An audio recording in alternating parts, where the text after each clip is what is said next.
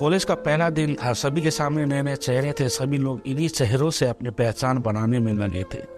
सभी एक दूसरे से अपना परिचय करा रहे थे। तभी कॉलेज के पहले दिन का हमारा पहला क्लास शुरू हुआ। क्लास से पहले चल रहे इंट्रोडक्शन के सिलसिले को मैम ने और आसान बना दिया। उन्होंने आते ही सबसे पहले सभी को अपना इंट्रोडक्शन सबके सामने देने को कहा। सभी स्टूडेंट एक एक करके अपने बारे में बता ही रहे थे। तभी जैसे ही रीना ने अपने बारे में कहना शुरू किया, मानो उसी क्लास में बैठे रोहित की आंखें बस उस पर टिक गई। रोहित बड़े ही जोर से रीना का इंट्रोडक्शन सुनने लगा और उसे एक टक देखने भी।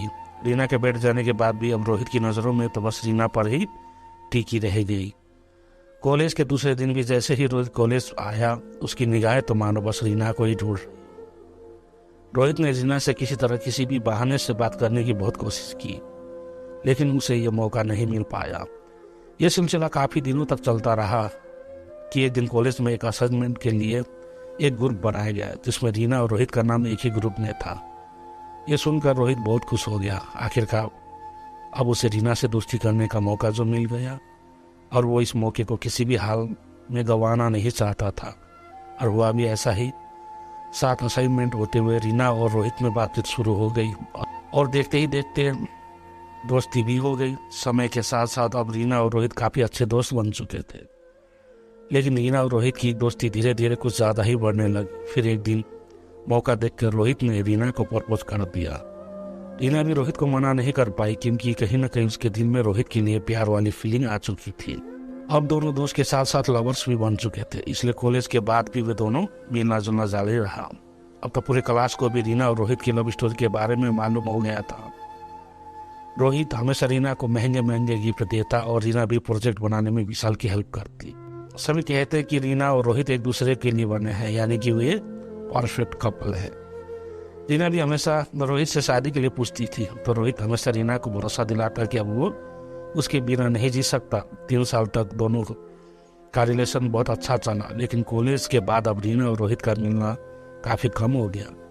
रीना के फ़ोन करने पर भी रोहित ठीक से उससे बात नहीं करता था। वो कहता था कि वो अपने पापा के बिजनेस में ध्यान दे रहा है। हालांकि रीना ने अपने घर में भी रोहित के बारे में सब कुछ बताया था, इसलिए उसके घर वाले भी अब उस पर रोहित से शादी का दबाव बनाने लगे।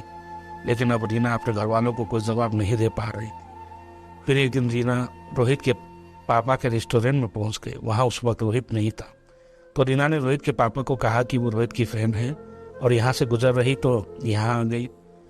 रोहित के पापा ने रीना को बैठाया और वेटर से कुछ खाने पीने की चीज़ें लाने को कहा। दोनों बैठ के बातें करने लगे। तभी रोहित के पापा ने कहा कि बेटा, तुम आ रही हो ना रोहित की शादी में। ये सुनकर तो मारो रीना को अपने कान पर विश्वास ही नहीं हुआ।